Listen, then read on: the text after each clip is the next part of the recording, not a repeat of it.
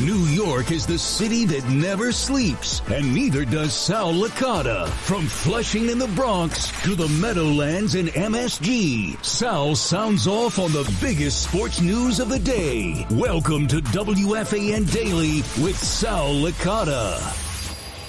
What a weekend. I can't see the glasses. There's a glare there. I mean, I can't see the screen. Now, if you're watching this live, you understand what I'm talking about. If you're listening to this tomorrow, I apologize. But if I put the glasses on, I could see the screen, but then you can't see my eyes because of the glare. I got to take them off. Now I can't see shit. Hi. Here's the deal. An incredible weekend. I'm going to start with the Knicks because I think that they deserve to get the credit, finishing up their season strong fashion, obviously getting to 50 wins. The number 2 seed, cannot wait for the official postseason matchup, whoever it may be. Unfortunately, one of the two teams I did not want. Like, these are the two teams I didn't want in the first round, whether it's going to be the Philadelphia 76ers or the Miami Heat. They will have a play-in game, and then the winner will take on the Knicks as the 7 seed. But if I could draw up a list of opponents that I didn't want in the first round, Philadelphia, Miami would be the top 2. Now, it is what it is. Knicks finished with the 2nd seed. You're not going to back in. You're not going to lose your way into a better matchup. You take your chances. They've earned it. Jalen Brunson, a legitimate superstar. We've been talking about MVP for months, not for weeks, and now it's become popular sentiment. Oh, you know what? He's the MVP. Yeah, no shit. Do you watch him play? I mean, obviously, if you watch the Knicks and even if you watch the rest of the league, but specifically if you watch the Knicks, he's the MVP. So I don't understand why people would even have an issue with it. And I felt that then. I feel it even more now. But what a tremendous regular season that the Knicks had. All the ups and downs, pre-Anunoby trade, post-Anunoby trade. When they get Anunoby at first, they play like one of the best teams in the league with Brunson, Randall, and Anunoby. Obviously, the injuries, hurt some things. And maybe it hurt just our feelings, not like our, sentimental feelings. Like, it didn't hurt our feelings that he got hurt, but hurt our feelings toward the team, being that it just sucks without a fully healthy team. They can't make a true run at the championship. However, if I would have told you when the Knicks traded for Anunoby pre-injury that they would finish the number 2 seed in the Eastern Conference, where do you sign up for that? What? Without Randall, with Anunoby being hurt? Sign me up for that. And they did it. So that's why I'm not putting a ceiling on this team. We've talked about this.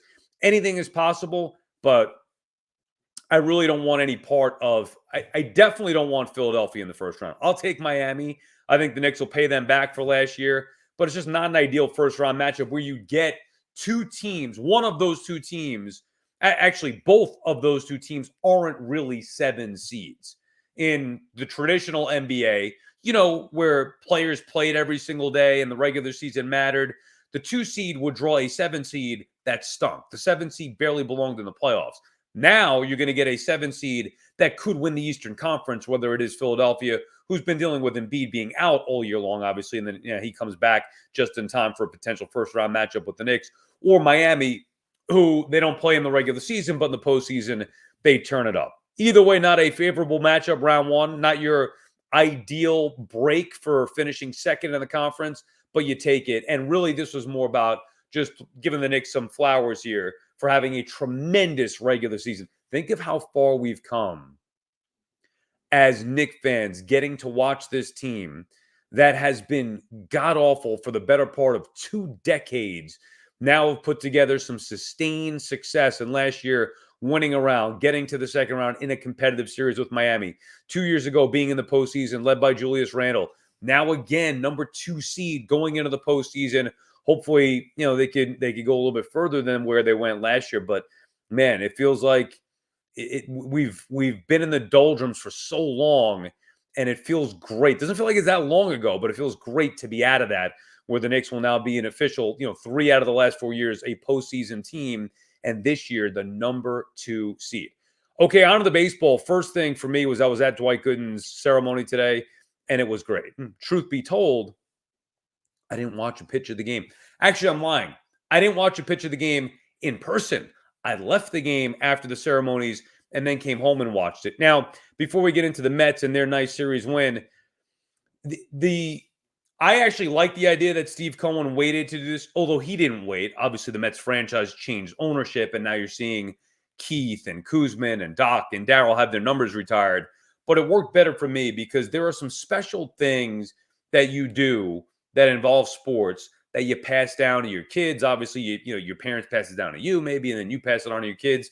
Well, today was a special moment for me to be able to take my 3-year-old daughter, soon to be 3, to Citi Field. And she doesn't know what the hell's going on. But one day when she is older and does know what's going on, I could show her the pictures that we were at this game and look up at the number 16 that's going to be there forever and say, Daddy took you to this game, and we were able to see one of the greatest Mets of all time have his number retired, and rightfully so. And they're always special days, even with the Yankees, where it happens, it seems, more often than other teams because they have such great players. It still doesn't happen all the time. It's always a special day where a team retires a jersey number.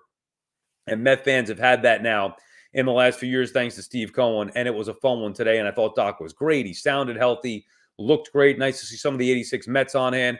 A little disappointing that it was only 32,000 at Citi Field. And the majority of those 32,000 weren't there for the ceremony. Maybe 20,000, maybe 20, who knows? But it was a good crowd. A lot of people waiting online to get in before the gates open. But it wasn't a packed house like I thought it should be. And then once it started raining, I was like, you know what? I'm out of here. I don't need to sit through a rain delay. 40-minute rain delay. No thanks. I'll go watch it at home. And that's exactly what I did. Now, the Mets did win 2 out of 3, and that's a huge deal. Remember, too, Mets not only won their 3rd straight series, they're doing it against teams that are good. Cincinnati, good. Atlanta, very good. Kansas City, very good. And the Mets have beaten all 3 in 3 straight series. Even with the loss on Saturday, I still feel good because they're fighting. They're scoring runs, right? They're going to give up some runs. That's fine. Whether it's the bullpen, whether it's the starters, hey, it happens. But the fact that they battle and score some runs, it makes it much easier to watch, much more fun. You know what they're doing? Playing baseball. It's nice to see a team that can play some baseball. They can catch it a little bit. They can pitch. They can hit. It's nice to see. You're not going to win all the baseball games, but they're playing some solid baseball, especially after the 0-5 start. To be 7-8 is nothing short of a miracle. Try to keep it going against the Pirates. Yankees are a juggernaut. I know they lost a tough one, obviously, earlier today. If you're listening to this on Monday, they lost it on Sunday.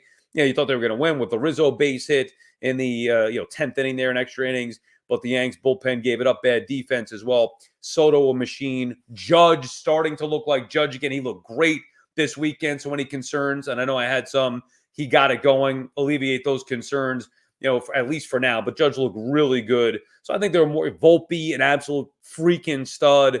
The pitching, very good. So the Yankees will be just fine as they continue to. I know it's frustrating. You want to sweep some of these series. You lose a game to the Marlins. You should never lose to the Marlins. You should have swept the Guardians in a series here. Still, the Yankees are a machine that just cannot be stopped. And, think about the landscape of New York sports. I'm not going to do a lot of Rangers here, but think about the landscape of New York sports where we're at. Yankees obviously playing like one of the best teams in baseball, have the most wins in Major League Baseball, a team with legitimate chance to go out there and win a World Series. Soto looked great. Judge looks great. Volpe looks great. And on and on and on. The Mets, where we looked at they were going to be a laughing stock after the first 5 games, even 6 for that matter, not getting any hits, getting shut out, looking just like a dead team, walking as dead as can be. They have now righted the ship to where they have a season and legitimate playoff hopes. Are they a legitimate playoff team? We'll find out, but the expectation should be playoffs, and they have a legitimate chance to get there. You throw in the Knicks and the Rangers as we get the postseason started here, coming up not too far from now. Next week we get into it, next weekend. Rangers, on the verge of the President's Trophy, and either way going into a postseason where they will be expected to compete for the Stanley Cup. And I'm not just talking about getting in. I'm talking about, one of the favorites. I don't know the exact odds, but as far as I'm concerned, anything short of Stanley Cup victory for the Rangers is going to be a disappointment. You get to the finals, you lose. All right, you tip your cap, I guess, again. But really, it's got to be time for the Rangers to win a Stanley Cup. And the Knicks finishing with the 2nd seed. I know the matchups are unfavorable in the first round, whoever it may be, Miami or Philadelphia. But still, the Knicks take their chances, and hopefully that they could at least get themselves to the Eastern Conference Final. But think about where we're at with New York sports.